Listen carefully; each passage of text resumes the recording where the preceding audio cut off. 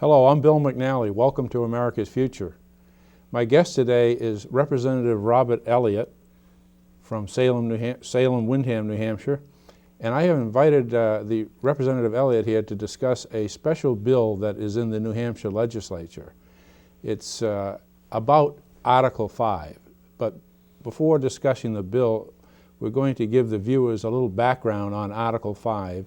And I hope you'll stay tuned at the very end because we're going to run a special 36-minute video that will fully explain about Article 5. But in the interim, Representative Elliot and I want to give you an introduction to Article 5 and the bill that's in New Hampshire and why we're here, basically. Representative Elliot, thank you for coming to Windham and explain this. Appreciate it. Thank you for inviting me and for sending me the disc on Article 5, which I was not aware of until you did that. Thank you very much. And every rep should be given a copy of that. Well, that's probably what we can try to work out here, try to get a copy to each rep and see if they can't view it.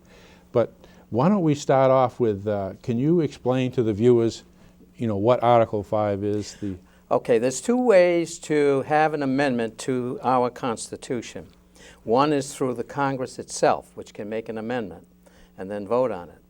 The second way is for the different legislative bodies in every state to request what they call a con, or a constitutional convention, at which time they can make any changes that they want to the Constitution.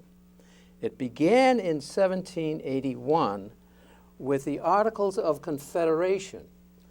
The Articles of Confederation was simply a group that met, the Congress, and all 13 states had promised the main government that they would support them with money, they would support them with troops.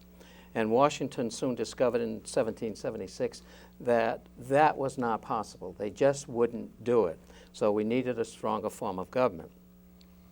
So in 1787, a call went out to have what they call a constitutional convention. And it was called with the idea that they would simply make some changes to the Articles of Confederation. They would clean it up a little bit. Well, it turned out that they took all of the Articles of the Confederation and threw them out and produced what is now known as that magnificent piece of work by the Congress called the Constitution of the United States of America. That was the one and only time that we ever had a constitutional convention. There has not been one called since that time. Very good. Now, we want to stress that in the Articles of Confederation, that they were only allowed to make amendments to the Articles of Confederation, correct? According to the Articles of Confederation. When they went to the convention for the Articles, they were simply there to make some changes in the Articles. Okay. But at the time now, they were behind locked doors, right? Yes, it was secret meetings. And then they decided that, well, listen, this Articles of Confederation, let's just throw them out entirely and start with a new footing or a new government. And so, which was radical at that time. It was, and they did it. They actually did it. Right. So I think we presently consider that a blessing, that we got a set of rules and laws to govern us. But what if it happens again? That's the issue. So what happened was after, in let's say the early 1970s to the mid 80s, the government was spending a lot of money. So there was this call for balancing the budget. Right. Well, Congress now, we must be aware that Congress had already passed a law, Public Law 195, that called for balancing the budget, yet they never did. No. Right? They came close to having that. It was in 1993 and 1994. They came close to having a constitutional convention. And what it requires is 2/3 of the states had to agree to do it. 34 states had to agree to do it, which is 2/3 of the 50 states. And they actually got 32 states to agree to do that until the powers that be stepped in and said, no, you don't want to do this. If you do this, those delegates can go there and they can throw the Constitution of the United States of America out the window and begin all over again the way they did in 1781. So now New Hampshire petitioned and used the Article 5 in 1979 for the purposes, as they stated in their request, to simply only to balance the budget. They didn't want to consider any other amendments. They had one amendment that they wanted to make. The problem is, once those delegates get into a con-con, they are not obligated to keep it to one amendment. They can turn that one issue, abortion, balancing the budget, a standing army, whatever, and they can run with that. And that's exactly what happened in 1787. That was a runaway convention. They ran away with it and did exactly whatever they felt like doing. Right. I just want to mention to the audience, too, I wanted to thank Ernie from Atkinson for coming over to, or Hampstead, right? Atkinson, all right, Atkinson, to come over and view this, because he wanted to learn about Article 5. So Representative Elliott is explaining a lot to him and to the audience as we go along. Now, with this balanced budget amendment, I had a chance to testify. This was decades ago. At the time, Senator Eleanor Pottles, the late Senator Eleanor Pottles, was the chairperson of a committee that I was testifying against. So I had been analyzing what other people were telling the committee. At that time, they sent up a lot of people from Washington to derail. My purpose was to get New Hampshire to rescind their call, to prevent this con-con. Right. So I said to Senator Pottles, I says, Senator Pottles, are you aware that the New Hampshire legislators may not be allowed to ratify any amendments that are made at the convention? And she looked at me and she was puzzled. She says, well, Mr. McNally, would you mind if I asked one of the lawyers from Washington to verify what you just said? And of course, they didn't want to give her any help on this issue. One of the lawyers stood up and she pointed to a certain lawyer and she said, you, so-and-so. He stood up, he says, well, basically, Mr. McNally is correct, and sat down.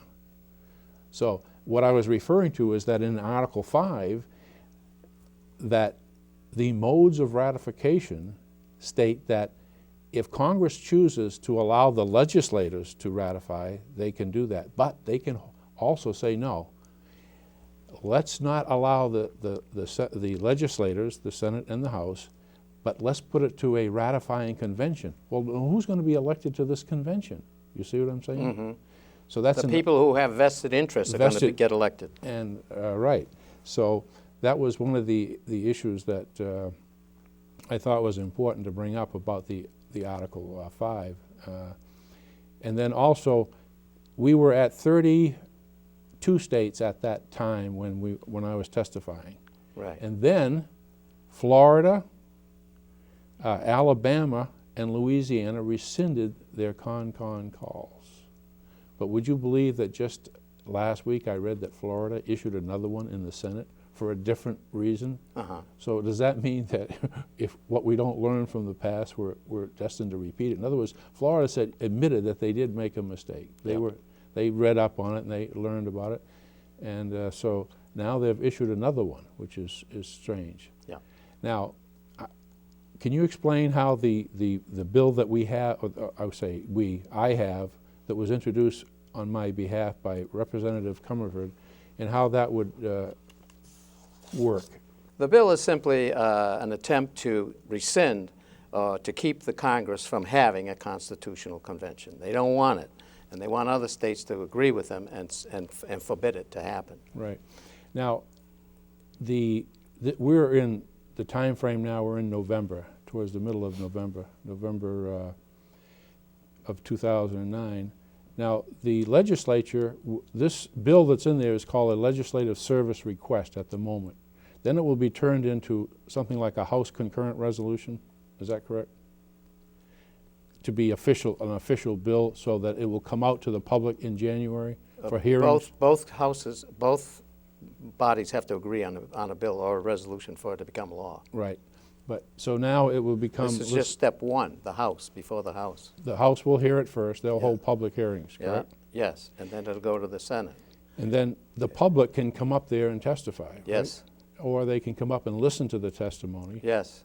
And that generally comes up early in the year.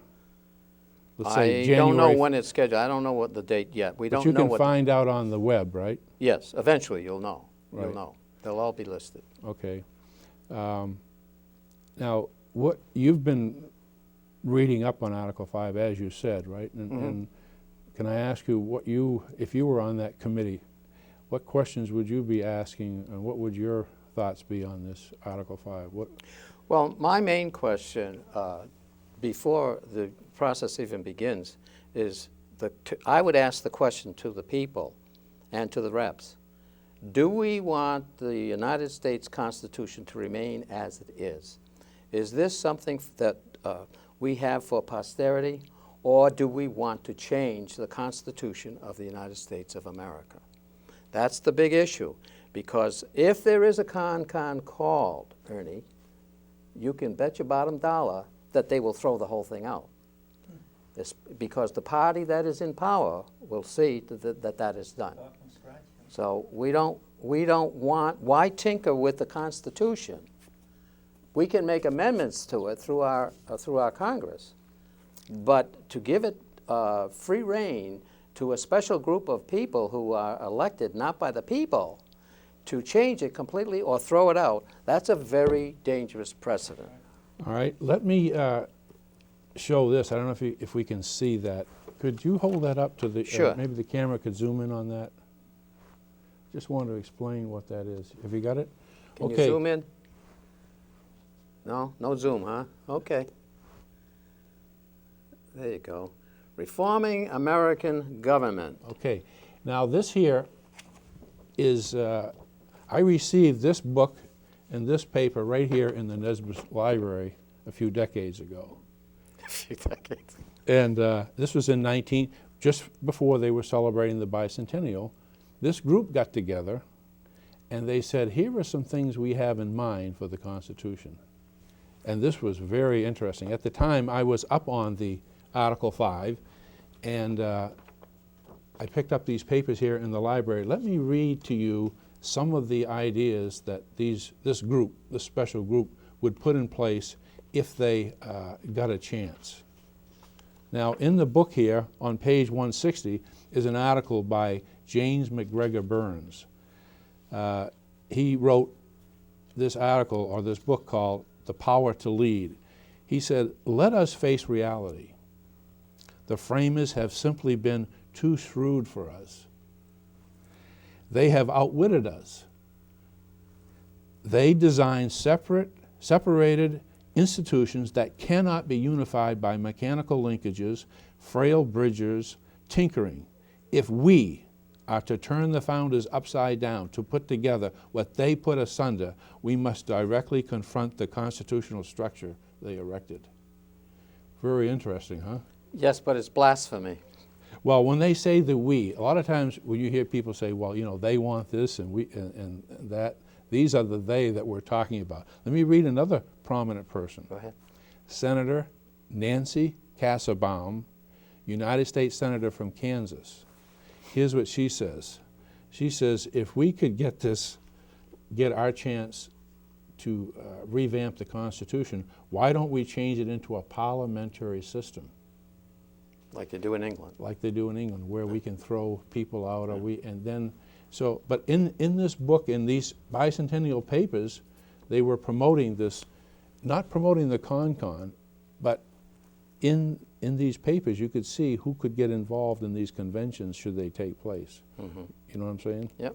So that was then you mentioned after this Article 5, or after the states didn't reach that 34, then this Governor Leavitt from Idaho came up with a scheme called the Conference of the States, and you were able to read it. What did you gather out of that?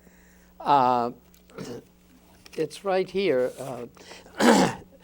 He said that rather than the strong political counterbalance to the federal government, states have become anemic supplicants, going to Washington with their hands out, pleading for more federal tax money. What he was saying, in effect, was that we need to revamp that concept. And one of the ways that he was about to do it, or tried to do it, and came close to doing, was what you call the conference of the assembly, the Congress. Of the states. Of the states. States. Yep. And I think New Hampshire rescinded. I mean, they didn't pass that. They were aware of this, or they saw through it. At that time, they did not pass this conference of the state. They recognized that it could end up, I believe, into a constitutional convention. Yeah. Well, you had famous men like Ronald Reagan, the former president of America, calling different representatives and saying, don't do this. You're going to end up changing the whole Constitution. Well, now that you mentioned that, here's the article from the Union leader. It says, presidents call, politics dictate action. So at the time, now this was 1988, it says in February, just about when the hearings would be held, and the hearings were being held at the time. I was up there. The president called a representative. Now, usually they don't do that. No. He called a representative of New Hampshire and said, listen, I don't want you to rescind that call. Right. He says, that's going to send the wrong message to Washington. Yep. Yet, President Reagan never balanced the budget in his terms. He had 2 terms to do it, but yet he never.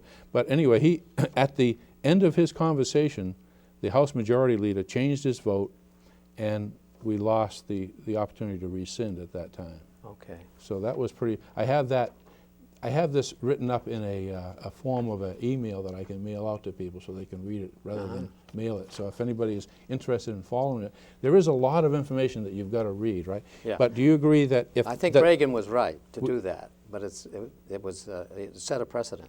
Yes, but would you let's invite the audience then to listen. We'll end our interview here and tell the audience that they should definitely listen to the Article 5 or watch the Article 5 video. Then they'll get a lot more in-depth and monologue about what the problems are with that.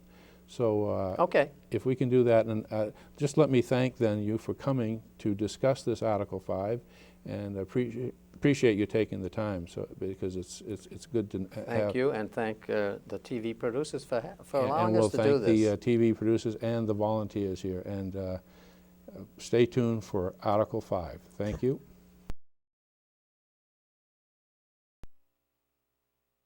Member of the Idaho Legislature.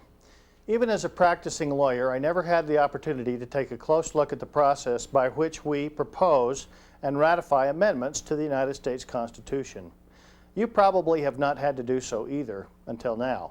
When I did examine the process, I learned some startling things. America has come dangerously close to requiring Congress to call a convention for proposing amendments to the Constitution. If only a handful of additional state legislatures apply to Congress for a convention, the machinery of a convention will be set in motion.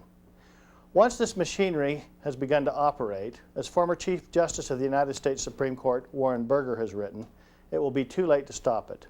There is still time to step back from the brink of a convention, but it will require your attention and your action. To help preserve the system of government and the guarantees of personal liberties which we all enjoy and which we sadly have come to take for granted, please give your closest attention to this message which Mark Bork has presented just for state legislators.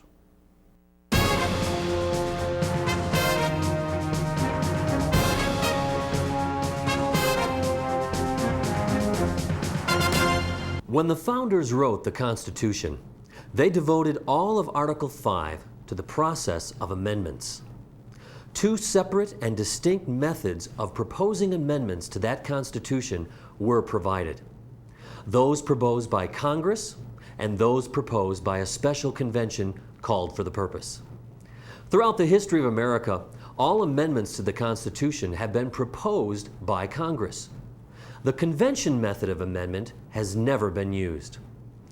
What is an Article 5 convention anyway?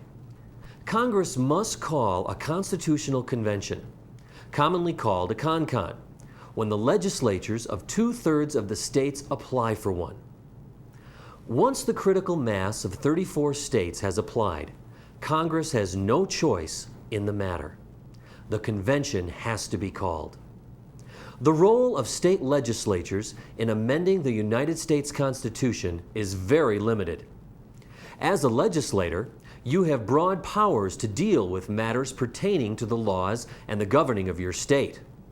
But your powers in the process of amending the federal Constitution are of a different kind. The Constitution grants powers to state legislatures to do something which is beyond the usual scope of their authority. The power to set in motion a process which can change the supreme law of the land. This extraordinary power is limited to the precise wording in Article 5.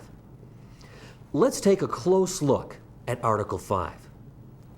As a legislator, you are given the powers to apply to Congress to call a convention, if you deem one to be necessary. But you are given no power to decide what topics the convention will consider. No power to write the desired amendment or amendments, and no power to say that the application is ineffective if a convention might violate any restrictions and limitations which you may want to include in your application. Article 5 clearly gives the power to propose amendments exclusively to the convention. This is explicit in the wording of the article, which sets up a three-step process. Step 1. The legislatures of the states apply to Congress to call a convention. Step 2. Congress calls the convention while deciding other details, such as where the convention may meet, how delegates are to be paid, and how many delegates there will be, and how they are chosen. Note that nothing in the Constitution requires nor guarantees that delegates to a con will be elected by the people. Congress is given a free hand to determine the method of selecting these delegates. Congress itself could choose to make the appointment of delegates. Congress could provide that the state legislatures appoint delegates. In short, Congress is given a blank check to determine how convention delegates are to be chosen. It could provide for their election, but it is not required that they do so. Associate Justice of the Supreme Court, Arthur Goldberg, has warned the nation that this absence of any guarantee of electing delegates could put the convention within the control of special interest groups. Writing for the Miami Herald, he stated, quote, "The absence of any mechanism to ensure representative selection of delegates could put a runaway convention in the hands of single-issue groups whose self-interest may be contrary to our national well-being." Ending the quote. Congress also has the power to determine how many delegates each state will have. But note again, the Constitution does not guarantee that every state is entitled to at least one delegate. Step 3. The call is for a convention for proposing amendments to the Constitution. This language clearly states that only the convention is authorized to determine how many amendments will be proposed and what subjects will be addressed in those amendments. During the first 100 years of the Republic, applications for a convention did not try to tell the convention which amendments to propose. That is, they were general calls for a convention. These early applications left the determination of the content of the amendments to the convention which would propose them. In these early years, state legislators knew and respected the fact that only the convention could decide what amendments would say. As time passed, the state legislators of America lost sight of the clear language of the Constitution. Later, they attempted to dictate to a convention what amendments it could propose. They did this by stating in their applications that they sought only a limited convention with authority to propose an amendment on a single subject. By issuing single-issue applications, legislatures sought to turn an Article 5 convention into a rubber-stamp body, a body which could do only what the applications allowed. These unenforceable limitations defied the intended purpose of the convention, which was to deliberate and decide what amendments, if any, it would propose. The wording of Article 5 even authorizes a convention to meet and decide that it will propose no amendments whatever and simply adjourn, if that is what the delegates want. Or if the delegates decide that some changes in the Constitution are in order, they and only they are empowered to determine the number and content of the amendments. This is a far cry from the crippled convention which would be created if state legislatures could dictate to the convention what it must do. What happens if a legislature does include in its application limitations which try to force a convention to consider only one or a few subjects? This has happened routinely in our more recent history. The most recent movement for a con has been dressed up as a movement to require Congress to call a convention for the limited purpose of proposing an amendment requiring a balanced federal budget. Other applications have sought a convention only to propose amendments to ban flag burning, to ban abortion, to establish term limits, to let states decide the apportionment of their legislative districts, and many other topics. The topics to which a convention is to be limited are always designed to be appealing. America's leading jurists and legal scholars, however, agree that legislatures have no authority to tell a convention what subjects it will address in a convention. United States Supreme Court justices and the nation's leading legal scholars have written privately that these single subject limitations cannot be enforced. That if a convention is called, it will be free to propose any kind and number of amendments to the same effect as if the limitations in the applications did not exist. In other words, although the applications are effective, all such limitations must be ignored. Chief Justice of the United States Warren Burger wrote, quote, "I have also repeatedly given my opinion that there is no effective way to limit or muzzle the actions of a constitutional convention. The convention could make its own rules and set its own agenda.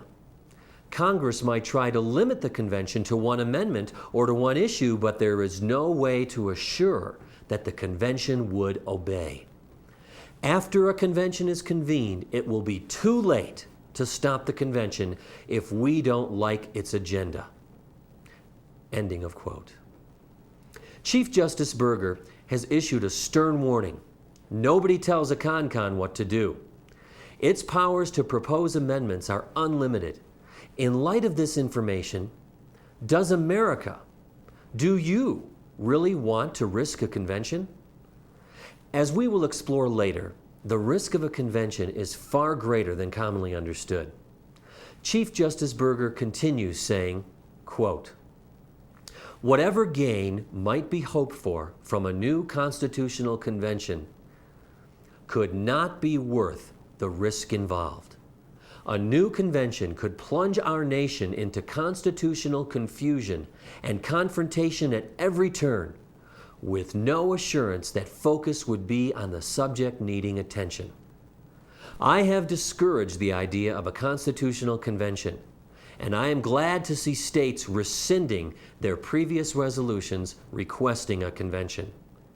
In these bicentennial years, we should be celebrating its long life, not challenging its very existence."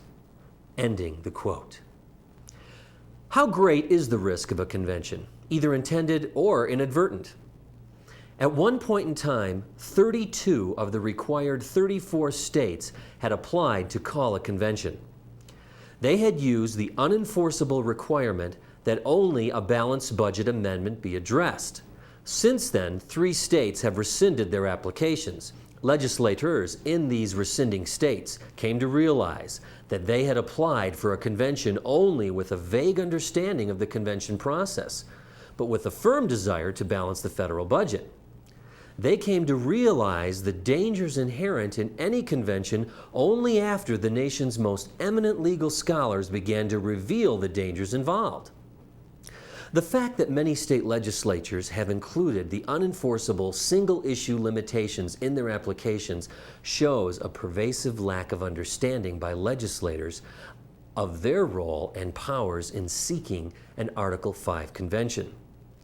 So long as any applications remain in effect, there is a danger of either an intended or an inadvertent convention. It is for this reason that Chief Justice Burger was pleased to see states withdrawing their applications.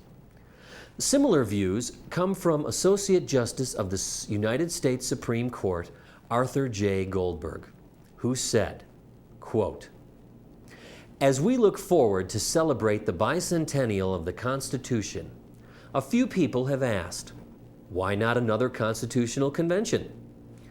I would respond by saying that one of the most serious problems Article 5 poses is a runaway convention. There is no enforceable mechanism to prevent a convention from reporting out wholesale changes to our Constitution and Bill of Rights. Moreover, the absence of any mechanism to ensure representative selection of delegates could put a runaway convention in the hands of single-issue groups whose self-interest may be contrary to our national well-being." There ends the quote. Justice Goldberg is not the only eminent legal scholar to be concerned about a runaway convention. Rex E. Lee, former law school professor and later president of Brigham Young University, has written, quote, "In short, if the question is whether a runaway convention is assured, the answer is no. But if the question is whether it is a real and serious possibility, the answer is yes." In our history, we have only one experience with a constitutional convention, and while the end result was good, the convention itself was a definite runaway. Ending the quote. Of the same mind is Charles Allen Wright, professor of law at the University of Texas at Austin.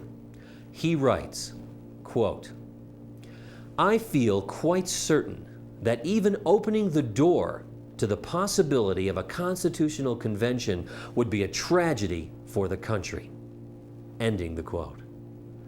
In addressing the ineffectiveness of any legislature trying to limit a convention to a balanced budget amendment, Christopher Brown, professor of law at the University of Maryland, writes, quote, "In my view, the plurality of amendments opens the door to constitutional change far beyond merely requiring a balanced federal budget." End of quote. The harshest criticism of using the convention method of amendment to require a balanced federal budget comes from Gerald Gunther, professor of law at Stanford University. After reviewing the political intrigue involved in seeking resolutions for such a convention, he writes, quote, "There is no denying the fact.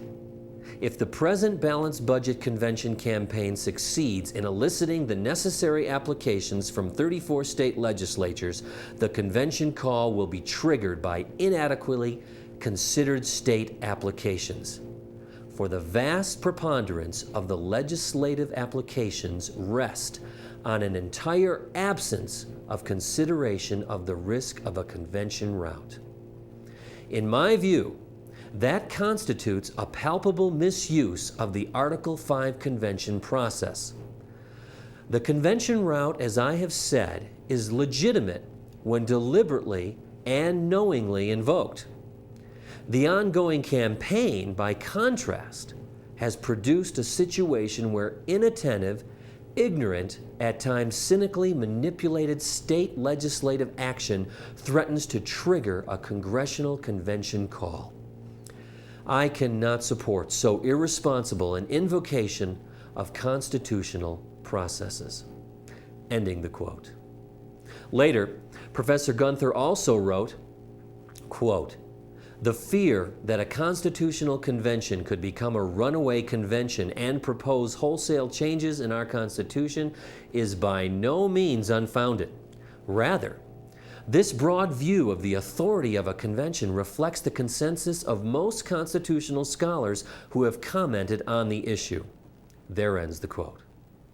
Bluntly put, Professor Gunther declares that state legislators have applied to Congress for a balanced budget convention without knowing what they are doing. having been misled and manipulated by special interest lobbyists. A small minority of legal scholars believe that a single-issue convention can be called. To support their position, con proponents point to these scholars and ignore the majority view. But the very existence of such a substantial diversity of opinion among these scholars renders the dangers of a convention very real. Con proponents have been unable to mount a successful challenge to the overpowering logic of the majority view that a con cannot be limited to a single issue. Driven by desperation, they have attacked the integrity of these scholars by accusing them of bias. They falsely accuse them of intellectual dishonesty, claiming that the scholars are opposed to a balanced federal budget because they fear losing federal grants to themselves and their universities. The abject silliness of this argument is instantaneously apparent. There are no reports of any scholar or university having lost any of their grants in the process of balancing the budget. Applications for a convention are serious business, only to be used if a legislature believes that the present Constitution is structurally flawed and in need of repair. An unbalanced federal budget is not the result of a constitutional flaw. It is the result of a Congress which refused to obey constitutional restraints upon its spending of federal funds. Also remember, there are no guarantees of what the convention might produce. Applications are not tools of blackmail or power politics to be used to force Congress into doing something. The risks are enormous, and the possible benefits have never been established. Threatening to use a constitutional convention to secure a balanced budget amendment from Congress is like using a thermonuclear device to destroy an iceberg. If you can bring yourself to the preposterous position of saying, well, yes, we did have a runaway convention in 1787, but it can't ever happen again, please first consider these additional remarks of Stanford Law School professor Gunther. Quote, "A convention once called would be in the same position as the only other convention of this kind that we have had in our history. The 1787 Constitutional Convention that proposed the Constitution that we live under today and whose bicentennial we celebrated so recently. The Philadelphia Convention, too, was in effect a runaway convention." Ending the quote. You and your colleagues have come to depend upon certain national organizations which have a history of providing helpful information and technical assistance about a variety of topics concerning state government. Chief among them are the National Taxpayers Union, the National Tax Limitation Committee, and the American Legislative Exchange Council, or ALEC. They have developed a level of credibility with you because of your ongoing association with them. When these organizations support a balanced budget convention and claim only to want a balanced budget and not a convention, it is easy to want to believe them. The core of their statements in hearings before legislatures around the nation is, quote, "Don't worry, a runaway convention is impossible," closing the quote. It can be hard to doubt their claims and representations in light of their past helpfulness. However, that helpfulness in other areas of state government cannot justify their position in resisting rescission of con applications in light of the crushing weight of legal opinion concerning the dangers created by leaving these applications in an active condition. The issue was handled superbly by Rex E. Lee, former president of Brigham Young University and a former member of the law school faculty at that institution.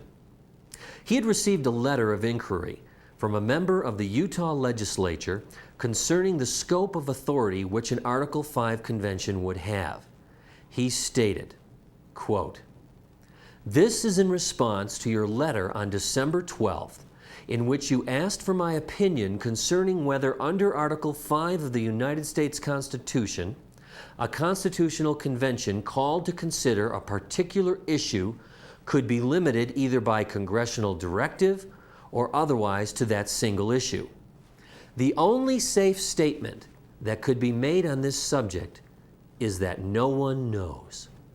but the only relevant precedent would indicate that the convention could not be so limited. Anyone who purports to express a definitive view on this subject is either deluded or deluding. Ending the quote. We are tempted to ask why such well-established organizations as the National Taxpayers Union, the National Tax Limitation Committee, and ALEC continue to advocate a convention which puts our Constitution in jeopardy.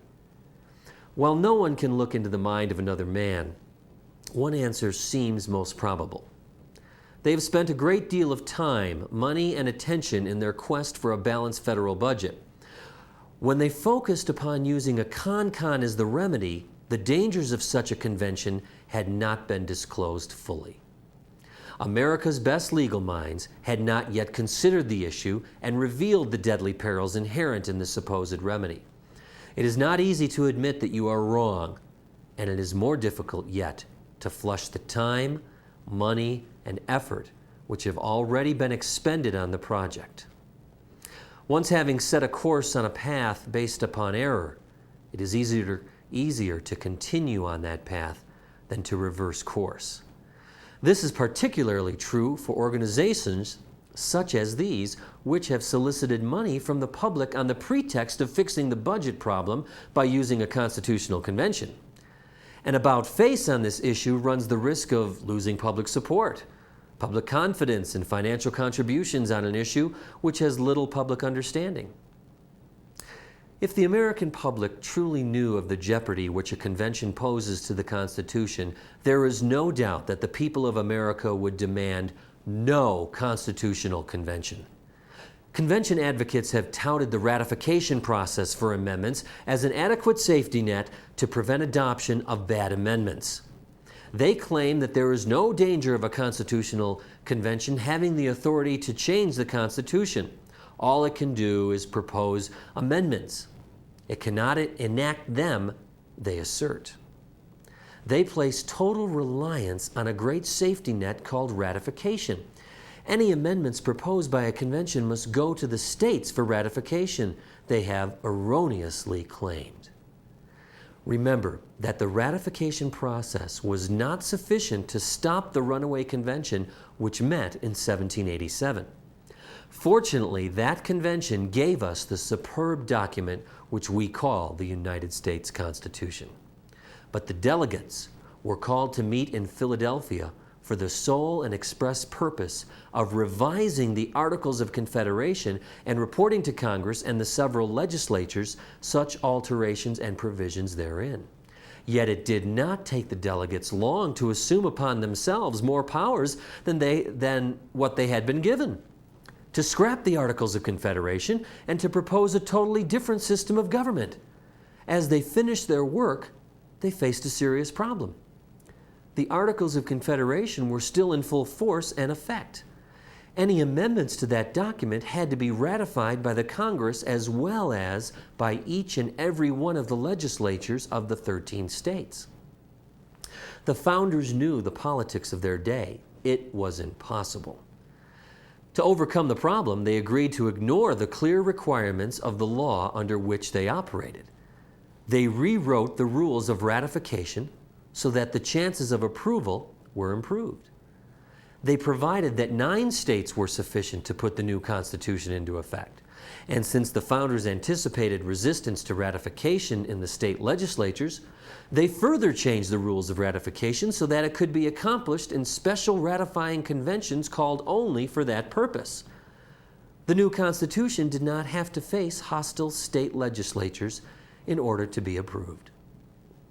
While the new Constitution has provided the world's best government, it was nevertheless adopted in complete disregard of the rules of ratifications which were in effect. The point is simply this: the governing rules of ratification were totally ignored and disregarded once in our history. Who can say with a straight face that it can never happen again? A new convention could rewrite the rules of ratification for a new Constitution just as it could rewrite or eliminate any other part of the Constitution as we now know it. It has already happened once.